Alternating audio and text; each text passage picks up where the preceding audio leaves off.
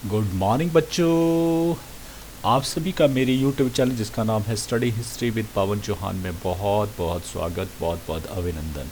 यदि आपका ध्येय अच्छे नहीं बहुत अच्छे नंबर हासिल करना है तो मेरा भी अध्ययन है कि बच्चों को अच्छी से अच्छी वीडियो बनाकर भेजूं। तो आपका ये जो चैनल है ये आपके लिए बहुत लाभप्रद होने वाला है, क्योंकि आपके सब्जेक्ट की संपूर्ण वीडियो यहाँ पर आपको मिलेंगी, चाहे वो प्रश्नों की हो, चाहे फिर वो आपके मैप्स की हो, या फिर आपके हर लेसन्स की हो। तो देखिए और अच्छे नंबर हासिल किए, मेरा आशीर्वाद आपके साथ है। चलिए बात करते हैं आपके अध्याय नंबर 3 का, जिसका नाम है बंधुत्व, जाति और वर्ग। ये जो बंधुत्व, जाति, वर्ग है ये महाभारत की पुस्तक से लिया हुआ चैप्टर है, जिसमें हम इन प्रश्नों की बात जो है करने वाला है। लेकिन इससे पहले जान लीजिए इस अध्याय से 3 नंबर के प्रश्न आपसे पूछे जाएंगे, मतलब एक तो ऑब्जेक्टिव आएगा और बाकी 2 नंबर का प्रश्न पूछा जाएगा, या फिर 3 नंबर का प्रश्न भी पूछा जाएगा। लेकिन ये ज्ञान की दृष्टि से ज़्यादा इंपॉर्टेंट है, इसलिए ज़रूर इन बातों को ध्यान से समझिएगा। आप बिना पढ़े भी जो है वो आंसर दे सकते हैं, लेकिन मेरे इस बातों को अगर ध्यान से सुनेंगे तो आपको ज़्यादा कुछ करने की ज़रूरत नहीं है, सिर्फ रिवीजन ध्यान से सुनिए और आराम से हो पाएगा। सबसे पहले महाभारत के संदर्भ में क्या आप जानते हैं कि महाभारत को पहले जय नाम से पुकारा जाता था? ये जान पाएंगे आज। परिवार और उनके प्रकार, उस समय परिवार कौन कौन से होते थे और क्या प्रकार थे, ये भी जान पाएंगे। विवाह के उद्देश्य, किन उद्देश्यों को लेकर जो है महाभारत के समय में जो विवाह किया जाता था और उनके प्रकार क्या होते थे। मैं यहाँ 4 प्रकार के विवाह आपको बताने वाला हूँ, बड़ा इंटरेस्टिंग रहेगा विषय। वर्ण व्यवस्था कैसी थी, ये कहाँ से वर्ण व्यवस्था स्थापित हुई और इसके लाभ क्या थे या हानि क्या, ये जानेंगे। जाति प्रथा के बारे में पढ़ेंगे, उनकी विशेषताओं के बारे में पढ़ेंगे। वर्ग क्या है ये भी जानेंगे, और लास्ट में हम बात करेंगे धार्मिक जीवन, उस समय रिलीजियस जो लाइफ थी लोगों की वो कैसी थी महाभारत के समय में। लेकिन आपको मालूम है, आपने महाभारत को बहुत बार जो टीवी पर देखा है, तो उसी से ही जो है ओतप्रोत आपको ये सारा लेसन जो है मिलेगा, दिखेगा। पहले महाभारत की बात कर लेते हैं, जिसको बहुत कम लोग जानते हैं कि कैसे महाभारत बना था। देखिए, एक तो सबसे पहले ये वो पुस्तक है, वो धार्मिक किताब है जहाँ से हमें राजनीतिक हो, सामाजिक हो या आर्थिक हो या धार्मिक जीवन हो, ये सारी चीज़ें हमें इसी ग्रंथ से मिलती है, इसी पुस्तक से मिलती है। इसका जो संकलन किया है, इसे लिखा कब किया गया? 500 ईसा पूर्व से लेकर 500 ईस्वी के बीच में, डेट आपको याद रखना पड़ेगी, के दौरान इसकी रचना जो है वो की गई थी, किसकी? महाभारत की। लेकिन महाभारत जो था वो एकदम से नहीं बना था, महाभारत नहीं कहा गया था इस पुस्तक को। पहले इसको कहा जाता था जय, जब इसे प्रारंभिक तौर पर इसे, लेकिन उस समय जो इसमें श्लोक कितने थे? 8800। जब इसमें 8800 श्लोक जो लिखकर ये पूर्ण हुई तो तब उसे कहा गया जय। लेकिन और ऋषि हुए, उन्होंने और आगे इसको बढ़ाते गए, लिखते चले गए, और इस प्रकार से अब 24,000 श्लोक इसमें शामिल जब हो गए तो इसका नाम बदलकर जय से क्या कर दिया गया? भारत रखा गया। क्या रखा गया? भारत रखा गया। और जब इसमें 1,00,000 श्लोक हो गए, लिख दिए, तो उसको कहा गया महाभारत। याद रखना, तो 1,00,000 श्लोक वाला जो है जो पुस्तक थी या जो ग्रंथ था उसे ही कहा गया महाभारत। लेकिन उससे पहले क्या कहा गया? भारत, फिर उससे पहले जय। ठीक है जी। अब आते हैं कि महाभारत में जो है क्या है, आपको सभी को मालूम है कि कौरव और पांडवों के बीच में 2 परिवारों के मध्य जो युद्ध हुआ, उसी का चित्रण जो है ये प्रस्तुत करता है महाभारत।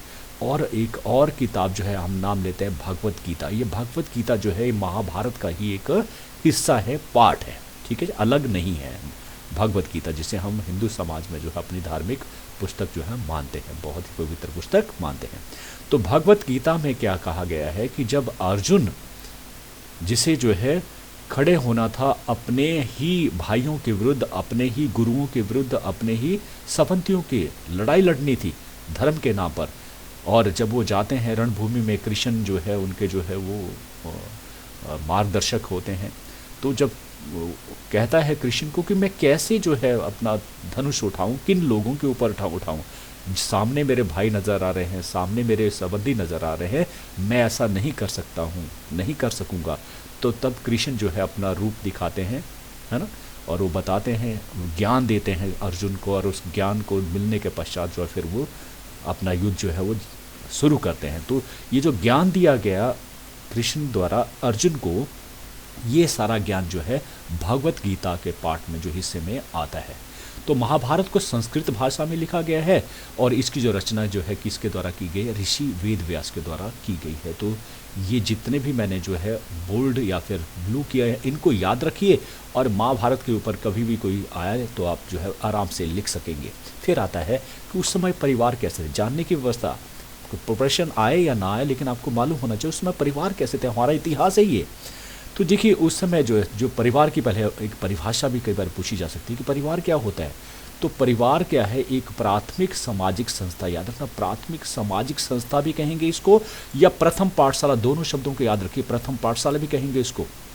भाई गुरुओं के आने से पहले बच्चे जो है वो भाषा को भी जान लेते हैं, उनको आता है बोलना, उनको संबंध भी पता होता था, उनको आदर्श भी, उनको उनके बीच में जो है बोलने का जो तरीका है, ये सारी बातें जो है या व्यवहार सीखते हैं, मूल्य सीखते हैं, मातृभाषा सीखते हैं, सामाजिक विश्वास सीखते हैं, ये सारे परिवार से ही सीखते हैं। तो प्रथम पाठशाला हुई या नहीं हुई, हुई ना। और सबसे इम्पॉर्टेंट पाठशाला है, मैं कहता हूँ परिवार में जो सीखता है बच्चा वही उसके पूरे जीवन में झलकता है। ठीक है, तो परिवार को एक प्रथम पाठशाला कहना या प्राथमिक सामाजिक संस्था कहना बहुत इंपॉर्टेंट है। फिर आता है कि परिवार के जो है वो प्रकार क्या हैं, कितने उस समय जो है महाभारत में, एक एक करके देखिए। एक विवाही परिवार, यहाँ नाम से ही पता लगता है, एक विवाही का मतलब कि एक पुरुष एक स्त्री से विवाह करता था, उन्हें कहा जाता है एक विवाही परिवार। जो आजकल हिंदू समाज में है, एक पुरुष होता है एक स्त्री तो विवाह करते हैं, बस इतना ही होता है। तो ये उस समय का प्रथम प्रकार का विवाह। फिर बहुपति विवाही, जिसके पति बहुत हैं, स्त्री एक है और पति क्या है, ज़्यादा है। इसमें भी दो प्रकार थे, जो पति अगर जो है भाई हैं सारे के सारे तो उनके क्या कहते हैं भातृ बहुपति, अगर वो भाई नहीं है अलग अलग हैं तो वो हो गया अभातृ बहुपति। अब भातृ बहुपति का उदाहरण जो है महाभारत में मिलता है, द्रौपदी के जो है जो पति थे वो सारे भाई थे, पांडव है ना, तो भातृ बहुपति उनको कहेंगे। फिर आता है तीसरा, वो है बहुपत्नी विवाही परिवार। बहुपत्नी, बहु से पत्नी का मतलब जिसकी पत्नियां ज़्यादा हैं। इस तरह के जो विवाह थे वो राजवंशी परिवारों में या जिनके पास संपत्ति अधिक होती थी, लोग उस समय करते हैं, पुराने समय में इस तरह से करते थे, महाभारत के शासनकाल में ऐसा होता था। अब आता है पितृवंशीय परिवार। पितृवंशीय परिवार और मातृवंशीय परिवार, ये बहुत बार जो है प्रश्न जो है पूछा जाता है, इन दोनों को आपने जरूर याद कर लेना है। पितृवंशी का मतलब ऐसे परिवार जहाँ पर जो है वंश परंपरा पिता के नाम पर चलती हो, मतलब पिता प्रधान हो पर पिता के नाम पर जो वंश परंपरा चलती हो, जहाँ पुत्र को होना अनिवार्य माना जाता है, उस परिवार को कहा जाता है पितृवंशीय परिवार। मातृवंशी परिवार इसके विपरीत, जहाँ पर माता इंपॉर्टेंट होती है, जहाँ जो वंश परंपरा है वहाँ पर माता चलती है। ऐसा भी हिंदुस्तान भारतवर्ष में ऐसे भी आपको ऐसे राज्य भी मिलेंगे जहाँ पर माता को प्रधान जो है वो माना जाता है, तो उसको कहा जाता है मातृवंशीय परिवार। फिर एक और आ जाता है कि संयुक्त परिवार और एकाकी परिवार में क्या अंतर है। तो संयुक्त का मतलब होता है इकट्ठे मिलकर रहना, कौन, 2 या 3 पीढ़ियाँ जो इकट्ठे मिलकर रहती हों, जिसमें ताया हो गया, चाचा का परिवार हो गया, ताया का परिवार हो गया ना। तो पहले ज़्यादा होते थे बच्चे, 6-7 होते थे, तो बहुत सारे लोग जो इकट्ठे रहते थे, संयुक्त रहते थे, तो उस परिवार को कहा जाता था संयुक्त परिवार। लेकिन क्या हुआ, धीरे धीरे जो है जैसे जैसे शहरीकरण हुआ तो शहरों में जो है वो काम करने के लिए कभी पिता चले गए, फिर माता आ गई, फिर उनके बच्चे वहाँ पर हो गए, तो उनको एकाकी परिवार होने शुरू हो गए थे महाभारत शासनकाल में ही, क्योंकि हम उसी से ये चैप्टर दिया गया। तो उस समय भी एकाकी परिवार थे।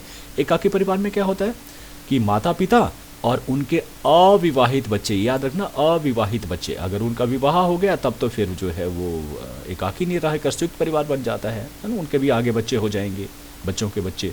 तो वैसा नहीं, एकाकी परिवार में माता पिता और उनके अविवाहित बच्चे। इसके अतिरिक्त और भी तरह के परिवार थे, जैसे कि नवस्थानीय परिवार, जो अभी भी उस स्थान पर आए हैं उनको नवस्थानीय परिवार कहते थे।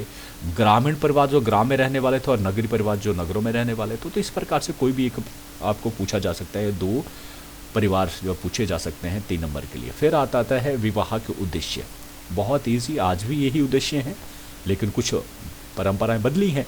पहला, मनुष्य की लैंगिक इच्छाओं की पूर्ति को मान्यता देना, कि दोनों जो है जब वो बड़े होंगे, जवान होंगे, तो कोई भी जो है उनको जो है इकट्ठा नहीं देखना चाहेगा।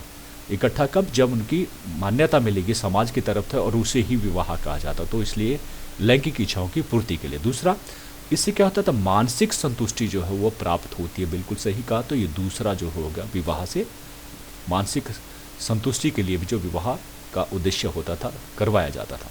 इससे बच्चों को सामाजिक सुरक्षा, अगर विवाह होगा तो माता पिता से आगे संतान उत्पन्न होगी और उस संतान को जो है माता पिता जो है अपनी सुरक्षा में बड़ा करेंगे, तो इससे क्या मिलती है, उसको सामाजिक सुरक्षा भी मिलती है। इंपॉर्टेंट, यह परिवार की जो आर्थिक आवश्यकताओं की पूर्ति करता है। पिता जो है कमाने जाता है, माता जो है उसको खाना परोसेगी, बनाएगी। तो इस प्रकार से ये समाज मतलब विवाह के उद्देश्य उसमें रहते थे। आज ये उद्देश्य बदल गया। आज माना जाता है कि दोनों ही कमाएंगे, आर्थिक आवश्यकताओं की दोनों ही पूर्ति करेंगे। इससे वंश परंपरा जो है आगे बढ़ती है, जिसकी बात हमने अभी कर ली है। विवाह से क्या होता है कि हमारी जो वंश परंपरा है, हमारे पूर्वज जो है से चली आ रही जो परंपरा है वो आगे बढ़ती है। फिर आता विवाह के प्राचीन प्रकार। बहुत इंटरेस्टिंग है कि उस समय क्या क्या विवाह होते थे, लेकिन उससे पहले जानना जरूरी है कि ब्राह्मणों ने जो है समाज में जो है विस्तृत आचार संहिता किसने बनाई थी? ये ब्राह्मणों ने बनाई थी, विस्तृत आचार संहिता। आचार संहिता क्या होता है? इंग्लिश में कहते हैं इसको social behaviour, code of social behaviour.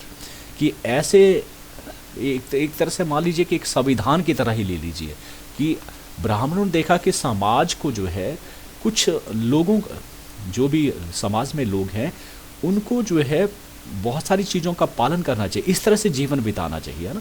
किन किन बातों का ख्याल रखना चाहिए, उसको ही कहा गया आचार संहिता। लेकिन उस समय समाज जो है वर्णों में विभाजित था, तो सभी के लिए अलग अलग जो 4 वर्ण थे, क्या कौन थे? ब्राह्मण, क्षत्रिय, वैश्य, शूद्र। उन सभी के लिए जो आचार संहिता जो तैयार करती थी, लेकिन ब्राह्मणों के लिए माना गया था कि वो उनका पालन अवश्य करना होगा, जरूरी था। ठीक है जी, मैंडेटरी था कि उनको वो चीज़ मानना ही पड़ेगी आचार संहिता को। बाकी के लिए माना जाता था कि वो उसका अनुसरण जरूर करें, ऐसा जो है वो समाज मानता था कि उनको भी करना चाहिए। लेकिन पूरी तरह से बांधा नहीं गया था, बांधा गया था सिर्फ ब्राह्मणों को। अब ये जो आचार संहिता थी ये किस में लिखी गई है? धर्मशास्त्र और धर्म सूत्रों में ये जाके लिखी गई है, जिनका संकलन जो है 500 ईसा पूर्व माना जाता है, क्योंकि 500 ईसा पूर्व में ये व्यवस्था शुरू हुई थी धर्मशास्त्र और धर्मसूत्रों के अनुसार। जो आचार संहिता कि इस तरह से आप जीवन जो व्यतीत करेंगे, ब्राह्मण, क्षत्रिय, वैश्य और शूद्र। इसी में एक पार्ट, एक हिस्सा आता है मनुस्मृति का, जो बाद में जुड़ा लगभग 200 ईसा पूर्व से 200 ईस्वी के बीच में इसका संकलन किया गया। और उसी में ही आता है 8 प्रकार के जो विवाह, जिसकी स्वीकृति जो है समाज उस समय देता था। लेकिन इसके 4 जो पहले 4 थे उनको जो है मतलब अच्छा विवाह मानते थे, और बाकी के 4 जो बच्चा थे उनको अच्छा विवाह नहीं मानते थे। तो किस प्रकार के विवाह थे, ये ज़्यादा आने की संभावना रहती है चारों के चारों, तो उनको ध्यान से आपने समझ लेना। पहला है ब्रह्मा विवाह। न जैसे नाम है, ब्रह्मा कौन होते थे? हमारे त्रिदेव में ब्रह्मा सबसे पहले आते हैं, जो जिन्होंने अर्थ को क्रिएट किया, पृथ्वी को बनाया, उसमें हर तरह की चीज़ें दी, तो ये ब्रह्मा। तो ब्रह्मा विवाह कैसा होता था कि एक जो विवाह जहाँ पर लड़की जो पिता थे वो डिसाइड करते थे कि कोई योग्य वर देखा, और योग्य वर भी कैसा होगा? योग्य तभी कहेंगे जब वो वेदों का ज्ञान उन्हें प्राप्त हो, उसे वेद आते हों। तो ऐसा उच्च चरित्र वाला, ये 2 तरह की चीज़ें देखी जाती है, एक तो चरित्र अच्छा होना चाहिए और वेदों का ज्ञाता होना चाहिए। जब पिता को ऐसा योग्य वर मिल जाता था अपनी बेटी के लिए, तो उसका चयन कर लेता था और फिर क्या करता था, उसे घर पर आमंत्रित करता था, जैसे चाय पर बुलाया ना, तो वैसे ही घर पर आमंत्रित किया, और फिर अपनी पुत्री का जो है वस्त्रों और आभूषण के साथ जो है विदा करते थे, सुसज्जित करके कन्यादान कर देते थे। और ये सबसे सर्वश्रेष्ठ विवाह उस समय माना जाता था ब्रह्मा विवाह। दूसरा था दैव विवाह, देवताओं के नाम पर। कैसे भाई? कि घर में जो है पहले आपने देखा कि उस समय जो है यज्ञ बहुत हुआ करवाते थे लोग, है ना। तो ये पुरोहित करते थे, ब्राह्मण करते थे। तो जब कोई पुरोहित घर में आता था और यज्ञ करवाता था, तो माता पिता क्या करते थे, अपनी कन्या का जो है वस्त्र और गहनों के साथ, जैसे यहाँ पर है, सुसज्जित कर जो है उसे उसके साथ विदा कर, मतलब उसके साथ विवाह कर देते थे। और क्योंकि ये जो पुरोहित आता था, ये यज्ञ का अनुसंधान देवताओं के लिए करता है। जितने भी यज्ञ होते हैं ना, वहाँ पर देवताओं को आहुतियाँ दी जाती, तो उन देवताओं के आधार पर ही इसे कहा गया दैव विवाह। याद रखना, दैव विवाह। तीसरा आता है आर्ष विवाह। आर्ष विवाह का मतलब क्या हुआ? आर्ष विवाह का मतलब हुआ कि ऋषि, जब कभी जो है ऋषि, कोई उस समय ऋषि मुनि बहुत ज़्यादा होते थे, कोई ऋषि को किसी की लड़की जो है पसंद आ गई, ऋषि को क्या होगी, लड़की जो है पसंद कर दी उसने, वो क्या करेगा, उस पिता को, उस लड़की के पिता को क्या देगा, या तो एक गाय देगा या फिर एक जोड़ी बैल भेंट स्वरूप देगा, और इससे पता लग जाता था पिता को कि ऋषि चाहते हैं कि उसकी बेटी के साथ वो विवाह करना चाहता। तो इसी तरह से जो है वो अपने पिता को अपनी बेटी को क्या करता था, वस्त्र और गहनों से सुसज्जित करता था और उसे विदा करता था, और इस प्रकार से इसका कहा जाता आर्ष विवाह। क्लियर हो गया। फिर चौथा आता प्रजापत्य विवाह। ये जो प्रजापत्य विवाह था ये ब्रह्मा विवाह की ही तरह था, ब्रह्मा को प्रजापत्य भी कहा जाता है। तो ये, लेकिन इसमें फ़र्क क्या था, सब कुछ वही था जैसे हमने पहले पढ़ा। पिता योग्य और वेदों का ज्ञान करने वाला, उच्च चरित्र वाला ढूंढता था, उसके साथ जो है वो विवाह करता था, लेकिन वो एक लाइन कहता था अपने मुख से विदा करते हुए क्या, कि तुम साथ मिलकर अपने दायित्व का पालन करो। और इस प्रकार से ये ब्रह्म विवाह करना होकर क्या बन जाता था, प्रजापत्य विवाह। याद रहेंगे ना चारों के चारों, ब्रह्मा विवाह, दैव विवाह, आर्ष विवाह और प्रजापत्य विवाह। कोई ना कोई एक आपसे पूछा जा सकता है, इंपॉर्टेंट है। फिर आता है वर्ण व्यवस्था, जिसकी बात मैं करें कि धर्मशास्त्र और धर्मसूत्रों में जो है वो वर्ण व्यवस्था का वर्णन जो है वो किया गया है, जिसके अनुसार 4 वर्ण है, ब्राह्मण, क्षत्रिय, वैश्य और शूद्र। आपको मालूम है, आपने बचपन से ये सारी बातें पढ़ी हैं। लेकिन मैं आपको बता दूं, इसका जो उद्देश्य था वो जातिगत व्यवस्था को नहीं था, जातियों में बांटने का उद्देश्य नहीं था। उद्देश्य केवल एक था, वो था समाज के सभी कार्य सुचारू रूप से चलते हों तो कितना अच्छा रहता है वो समाज। ये जो है इस तरह से बांटा गया था। देखिए, कोई भी कार्य, मैं इसके बारे में अगर आपको कहूँ, कोई भी टीचर है, अध्यापक है, मान लीजिए आपसे कोई काम करवाना है, अगर उन बच्चों को एक भीड़ के जरिए भेज दिया जाए तो वो काम इतना अच्छा नहीं होता। लेकिन अगर उसके पार्ट हिस्से कर दिए जाए और उनको बताया तुम ये करोगे, ये ग्रुप ये करेगा, ये ग्रुप, तो वहाँ जो काम की जो संभावना है अच्छे होने की वो ज़्यादा बन जाती है। तो एक ऐसा ही ध्येय था, एक ऐसा ही उद्देश्य था उस समय का समाज को, कि समाज के हर, क्योंकि देखिए बच्चा जो है कोई भी हो, वो चाहे अमीर के घर में पैदा हो चाहे गरीब के घर में पैदा हो, आपने देखा ना गरीब के घर में भी बच्चा इतना लायक होता है कि वो आईएएस ऑफिसर बन रहा है आज की डेट में, और एक अमीर के घर में भी ऐसा पैदा हो रहा है जो कुछ करता ही नहीं है। तो इसलिए समाज को ऐसा बांटा गया कि जो जैसा चाहता है वो ऐसा करे। एक इंडिपेंडेंट जो व्यवस्था दी गई थी कि वो जो उसको सबसे अच्छा लगता है वो केवल वही काम जो करे। जैसे कि आज कहा जाता है कि बच्चों के ऊपर भी प्रेशर मत डालो, जो करना चाहता है उसको करना दो। तो ये वर्ण व्यवस्था वही थी। ये अलग बात है कि हमारे जो है अपने जो है वो इच्छाओं की पूर्ति के लिए अपना जो है ये कहें कि जो है कि मैं ब्राह्मण का ब्राह्मण ही रहूं, चाहे मैं नलायक ही क्यों ना हूं, तो उस व्यवस्था को बनाए रखने के लिए बाद में जातिगत व्यवस्था जो है वो बन गई, ताकि जो है कोई भी दूसरा उसमें प्रवेश न कर जाए। तो ऐसा पहले नहीं था, वर्ण व्यवस्था में ऐसा नहीं था। अगर वो कोई भी व्यक्ति, कोई भी लड़का जो है जिसको जो है 4 वेदों आते हों या पढ़ा हो तो उसको ब्राह्मण कहा जाता था, और जो ज़्यादा जो है ताकतवर होता था या जिसको जो है वो शस्त्रों की विद्या आती थी वो क्षत्रिय बन जाता था, जो ज़्यादा व्यापार या कृषि का काम करता था वो वैश्य का होता था, और जिसको कुछ भी इंटरेस्ट नहीं था कुछ भी करने तो उस काम के लिए जाता भी तुम इन तीनों का जो है क्या करोगे, ख्याल रखोगे, ये जो काम बताएगा उनको आपको करना पड़ेगा। तो इस प्रकार से वो शूद्र कहलाए। तो ये थी वर्ण व्यवस्था। ठीक है जी। अब आता है इसके कार्य पूछे जा सकते हैं कि ब्राह्मण के कार्य क्या थे। एक तो सबसे पहले जानना होगा कि ब्राह्मण जो है का कार्य बाद में, लेकिन इसका उत्पत्ति कहाँ से थी। तो याद रखना है आपको, ब्रह्मा के मुख से इनकी उत्पत्ति, जो क्रिएटर हैं जिन्होंने पृथ्वी को बनाया उनके मुख से जो ब्रह्मा की जो है वो ब्राह्मण की जो उत्पत्ति हुई। इनका कार्य क्या था, क्योंकि ये सर्वश्रेष्ठ सर्वोच्च स्थान इनको समाज में प्राप्त है।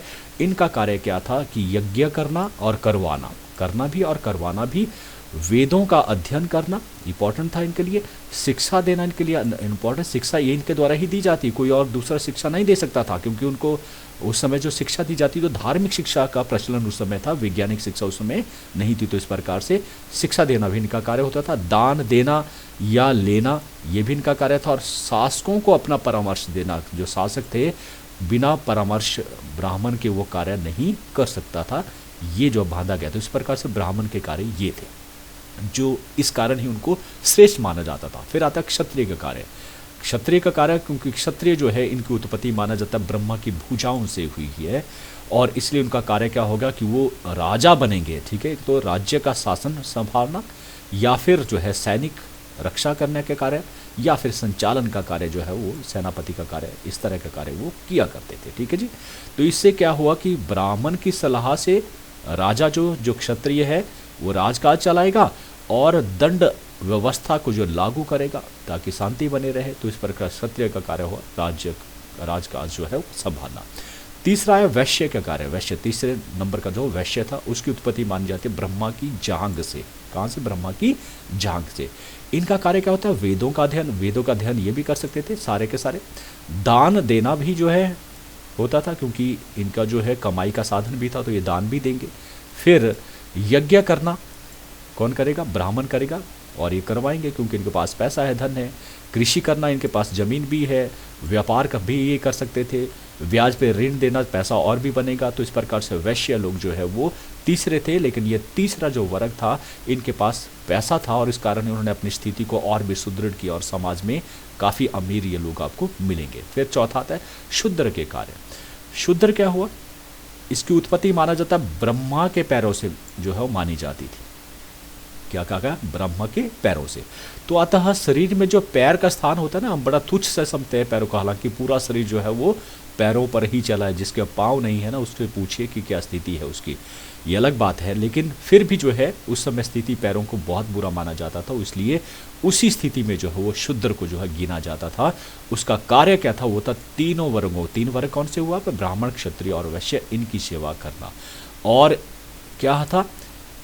इसके विपरीत उनको शिक्षा और अन्य अधिकारों से वंचित कर दिया गया। धीरे धीरे करके जो है इन 3 वर्गों ने अपने अपनी अपनी ये कहेंगे कि अपनी इच्छाओं की पूर्ति हेतु ये जो चौथा वर्ग था, इनको ना शिक्षा का अधिकार दिया और न ही अन्य अधिकार, क्योंकि अधिकार छीनने से क्या इनकी जो स्थिति थी और भी बदतर होती चली गई। स्थिति अगर बदतर रहेगी तो वो उनके अधिकारों में उनकी बात को स्वीकार करेंगे, अन्यथा इनको शिक्षा मिल गई तो ये हमारे से भी आगे निकल सकते हैं, बढ़ भी सकते हैं। तो इस प्रकार से ये चौथा जो वर्ण था, शूद्र था, उसकी स्थिति जो है वो आज अगर स्थिति है तो इसी व्यवस्था के कारण जो है वो, क्योंकि मैंने कहा ना ये व्यवस्था तो थी अच्छी, एक शूद्र भी जो है वो ब्राह्मण बन सकता था उस समय की बात। लेकिन धीरे धीरे क्या हुआ, इस स्थिति में परिवर्तन होता चला गया और ये जाति प्रथा में विभाजित हो गई। जाति कि ये माना गया कि जो जहाँ पैदा हो गया वो उसी की। क्यों कहा गया? देखिए आज भी जो है, अगर हम जो है इसका एग्जाम्पल लेता हूँ कि कोई राजनेता है ना, कोई मंत्री है, राजनेता है, तो वो उसका मंत्री का बेटा जो है वो मंत्री ही बनना चाहेगा और कोशिश करता है, भरपूर कोशिश करता है कि वो चाहे जितना मर्जी नालायक हो, उसको अपने बेटे को जो है उसी कार्य में जो है लगाएगा। तो मान लेते हैं यहाँ पे मैं आपको एग्जांपल दे रहा हूँ कि हुआ क्या, जातिगत व्यवस्था क्यों स्थापित हुई। क्योंकि जब यहाँ पर लगा किसी ब्राह्मण को कि मेरा जो बेटा जो है वो तो है नहीं इस काबिल, उसको वेदों का भी जो है ज़्यादा अध्ययन नहीं है, या किसी जो भी कार्य उनको बोला गया था वो नहीं है, उसमें काबिलियत नहीं है, तो भाई अब तो इस स्थिति में कोई भी नहीं भेजना चाहता था। किसी का बेटा अगर जो है अच्छे बड़े स्कूल में है, वो सरकारी स्कूल में जाने से बहुत कतराता है। ठीक उसी तरह ये मान लें कि अभी यहाँ कैसे सरकारी जगह के ऊपर भेज दें हम, तो उसको स्थिति को बनाए रखने की वो हमेशा जो है उसकी स्थिति जो है बरकरार रहे, इसलिए क्या किया गया कि जन्म के आधार पर इसको कर दिया गया।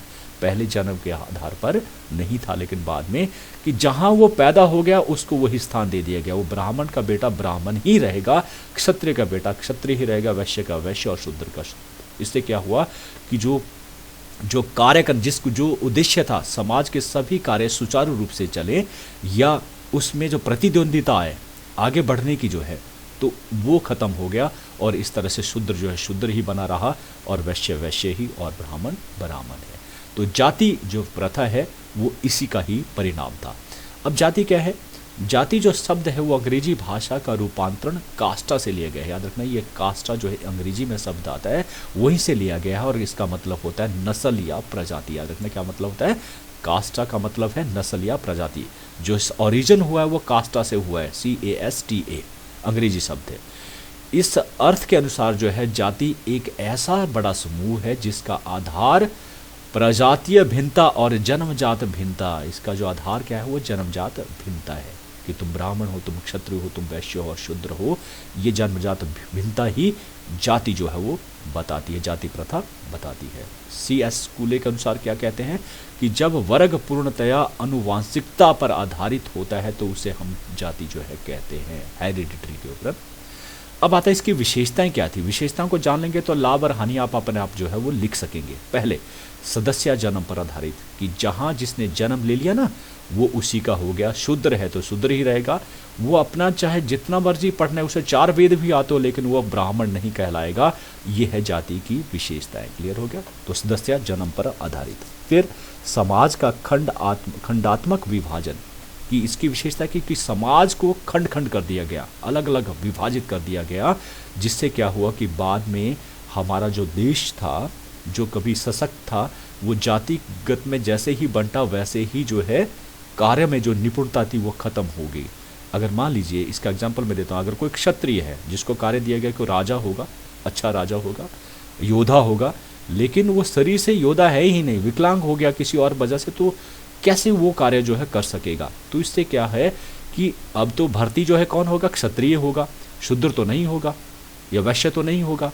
जो अच्छी भुजाओं वाला, अच्छा जो है हृष्ट पुष्ट है, यहाँ तो जरूरत है कि वो होना चाहिए, उसको विद्या होनी चाहिए, लेकिन एक विशेष प्रकार के लोगों को ही ये कहना कि वही करेंगे। तो इससे क्या हुआ कि जो एक निपुणता थी, योग्यता थी, वो योग्य व्यक्ति जो है उसमें शामिल उस कार्य में नहीं आ पाया। और इस कारण क्या था, विदेशी आक्रमणकारी भारतवर्ष में आते रहे और भारतवर्ष गुलाम होता चला गया।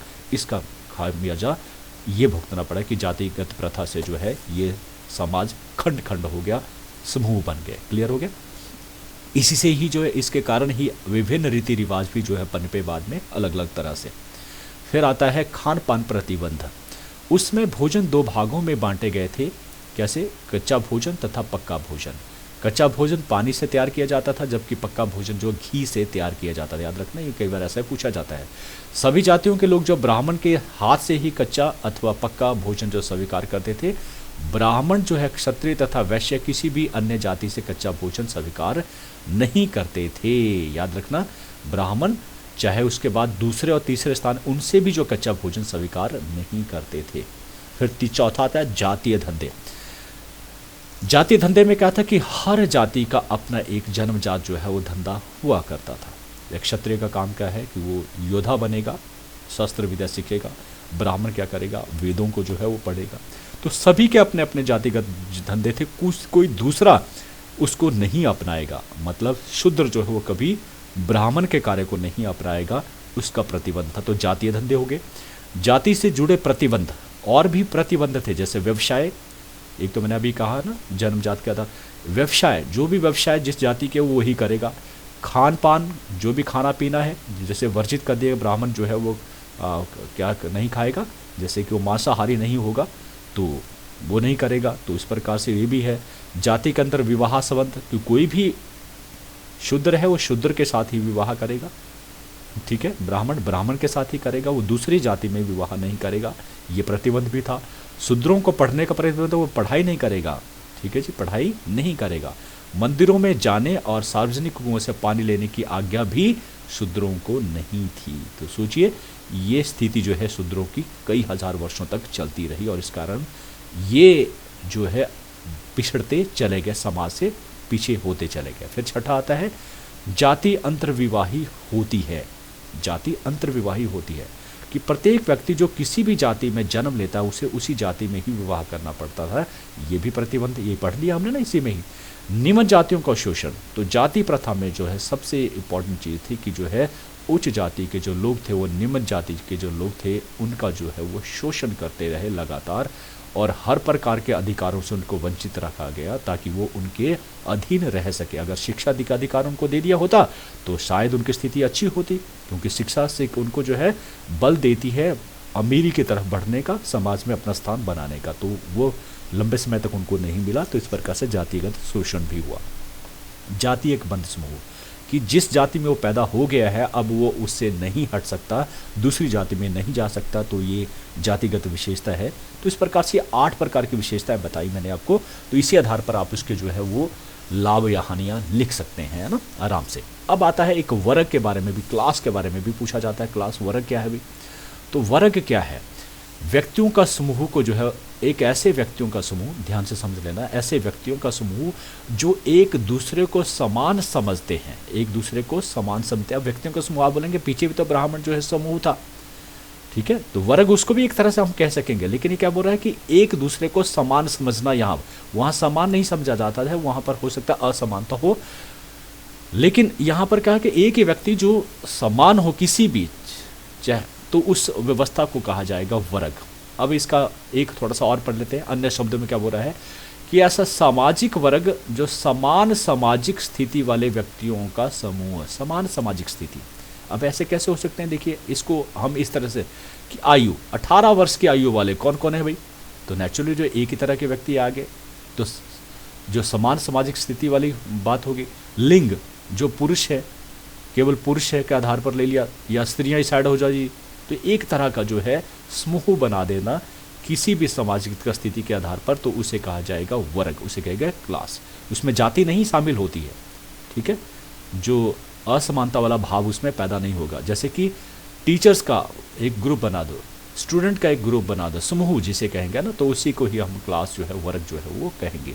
शिक्षा के आधार पर हो सकता है, व्यवसाय के आधार पर हो सकता है, ये कोई भी हो सकता है। जैसे कि जी काले लोग हैं, है ना, या चिट्टे लोग हैं, समझे बात, या जिसकी हाइट जो है 6 फीट वाले वो साइड में हो जाओ, तो ये क्लास जो है वर्ग जो है कैसे भी बन सकते हैं।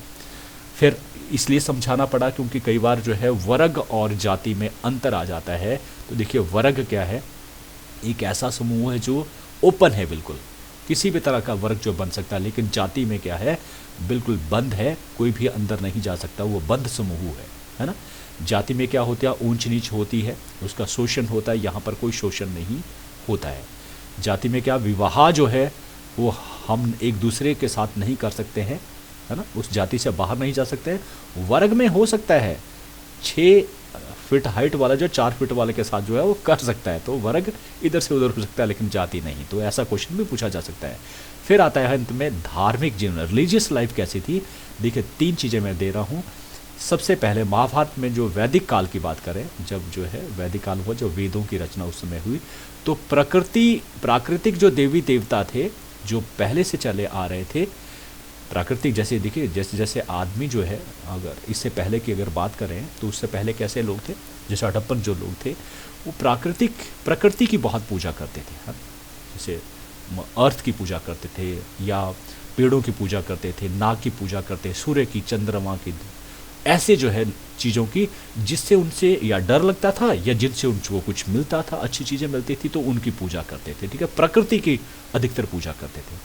लेकिन जैसे जैसे जो है उसे जो है लिपि का पता, थोड़ा सा लिखना उसने शुरू किया, भाषा बनती चली गई, वैसे वैसे जो है उनकी जो है धार्मिक जीवन पे भी जो उसका प्रभाव होता गया, और इस प्रकार से एक त्रिदेव की रचना जो है उन्होंने करी, है ना। त्रिदेव, 3 देवता का समूह त्रिदेव, जिसमें ब्रह्मा, विष्णु और शिव। माना गया कि ब्रह्मा ने जो है इस धरती को बनाया है, विष्णु जो है इसको जो है वो विष्णु जो है उसका पालन पोषण करते हैं, और शिव इसको ख़त्म कर देते हैं। तो ब्रह्मा विष्णु महेश त्रिदेव की जो है फिर जो है धार्मिक जीवन में आता है लोगों के जीवन में। प्रकृति से कहाँ आ गया हम? धार्मिक, ये लुप्त होगी व्यवस्था, प्रकृति की पूजा करना ये लुप्त होती चली गई, और महाभारत में जो है क्या आएगा? त्रिदेव को जो है वो प्रमुखता दी गई। इसके अतिरिक्त जो है माताओं को भी पूजा जाता है, जिसमें दुर्गा है, काली है और पार्वती है, इनको भी पूजा जाता था उस समय। फिर आ जाता है, ये होता है देवताओं के बारे में। दूसरा कहता है कि यज्ञों का प्रचलन उस समय था। क्या था? यज्ञ करवाना बहुत प्रचलन में था, और ख़ास पर जो राजा लोग होते थे वो बड़े बड़े यज्ञ करते थे, जो कई महीनों और वर्षों तक भी चलते थे, जिसमें राज सूर्य यज्ञ और अश्वमेघ यज्ञ, है ना, ये यज्ञ जो है ज़्यादा उस समय हुआ करते थे। आपको पता ना, राजा रामचंद्र, या जो भगवान हमारे रामचंद्र जी हुए, उन्होंने भी जो है अश्वमेघ यज्ञ किया था, और अश्व को छोड़ा था, और बाद में लव कुश ने उसको पकड़ा था। तो इस प्रकार के यज्ञ भी करवाए जाते थे। फिर तीसरा आ गया, और एक और चीज़ यहाँ पर कहा गया कि यज्ञ में दी जाने जो पशु बलि थी वो धीरे धीरे लुप्त होती चली गई। पशु बलियाँ दी जाती थी वो आस्ते आस्ते करके ख़त्म हो गए। फिर तीसरा था महाभारत काल में ही जो है और भी सिद्धांत है धार्मिकता के आवागमन का साधन, कि आवागमन क्या हुआ कि हम जन्म लेंगे बार बार और बार बार जो है हम खत्म होंगे। मुक्ति, एक भी कहा गया कि तुम जो है अच्छे काम करोगे उससे मुक्ति होगी, कर्म सिद्धांत, जैसा तुम कर्म करोगे वैसा ही फल पाओगे। इस आवागमन के चक्कर से मुक्ति पाने के लिए जो है मोक्ष पाना, ये भी जो उस समय जो है माना जाता। तो इस प्रकार से ये धार्मिक जीवन उनका रहा था, इसलिए जो है लोग जो है मोक्ष पाने में जो है लगे रहते थे, आवागमन के जो साधन था उससे मुक्ति चाहते थे। तो ये कर्म सिद्धांत पर आधारित है। इस प्रकार की बातें भी उस समय चलती थी। यह धार्मिक लोगों का जीवन। अगर अब तक आपने ध्यान से समझा होगा तो यहाँ से 3 नंबर लेना बहुत आसान है, मुश्किल कार्य नहीं है। अब बात कर लेते हैं कि आपको याद रहा जो मैंने आपको पढ़ाया एक एक करके। महाभारत की डैश ईसा पूर्व से डैश ईस्वी तक दौरान रचना की गई थी। बिल्कुल सही कहा आपने, 500 ईसा पूर्व से लेकर 500 ईस्वी के दौरान जो है रचना की गई थी। आरंभ में जब कितने श्लोक थे जब उसको जय कहा जाता था, याद रहा होगा आपको, बिल्कुल सही कहा। और वो है कितने, 8800 मतलब 8800 श्लोक थे, उसे जय कहा जाता था। जब उसमें 24,000 श्लोक हो गए तो उसे क्या कहा जाता था, याद कीजिए, क्या कहा, भारत, बिल्कुल ठीक कहा, भारत। और जब उसमें कितने श्लोक हो जब महाभारत का गया, 1 लाख, बिल्कुल सही कहा, 1 लाख। महाभारत की यह कथा डैश में लिखी गई है, भाषा बतानी कौन सी, बिल्कुल संस्कृत, सही कहा। इसकी रचना किसने करी थी, ऋषि वेद व्यास ने जो है वो की थी। मनुस्मृति का संकलन 200 ईसा पूर्व से लेकर, सही कहा, 200 ईस्वी के मध्य हुआ था। धर्म सूत्रों और धर्म शास्त्रों के अनुसार वर्ण कितने हैं, 4 हैं, सही है, ब्राह्मण, क्षत्रिय, वैश्य और शूद्र, वैश्य और शूद्र। जाति शब्द का अंग्रेजी भाषा में क्या रूपांतरण है, क्या कास्ट है, नहीं कास्ट नहीं, कास्टा है, याद रखना, CASTA। और इसका अर्थ क्या माना जाता था, नस्ल या प्रजाति, नस्ल या प्रजाति। महाभारत काल में, वैदिक काल में प्रचलित डैश देवी देवताओं की पूजा लुप्त होगी। कौन से देवी देवता करते थे हम पहले पूजा, त्रिदेव के आने से पहले, वो थे प्राकृतिक देवी देवता। इनकी पूजा लुप्त हो गई थी और इसके स्थान पर अभी मैंने कहा था क्या था, त्रिदेव, ब्रह्मा विष्णु और महेश, ब्रह्मा विष्णु और क्या बोला जाता है, शिव ने ले ली थी। और महाभारत काल में यज्ञों का प्रचलन था और राजसूर्य और एक और यज्ञ, यस बिल्कुल सही कहा, अश्वमेघ यज्ञ को अब भी महत्वपूर्ण स्थान प्राप्त था। तो आपने बड़े अच्छे ढंग से जो है वो समझ लिया। आप 3 नंबर आसानी से लेंगे। और ये ज़रूरी नहीं है कि 3 नंबर ही आएंगे, मैं बता दूं आपको, ज़रूरी नहीं है, हर बार जो है बदलता रहता है ट्रेंड। हो सकता है यहाँ से 5 नंबर तक जो पूछे जाए। और सबसे इम्पॉर्टेंट चीज़ है कि हम जान पाए कि महाभारत के समय में लोग कैसे रहते थे, ये ज़्यादा इम्पॉर्टेंट है जानना। तो थैंक यू, आपने मुझे ध्यान से सुना। आप हमेशा अच्छे से अच्छे जो है अपने नंबर हासिल करें, इसी और अग्रसर। आप ज़रूर मुझे लाइक करना ना भूलिएगा। थैंक यू जो आपने मुझे ध्यान से सुना, बहुत बहुत धन्यवाद।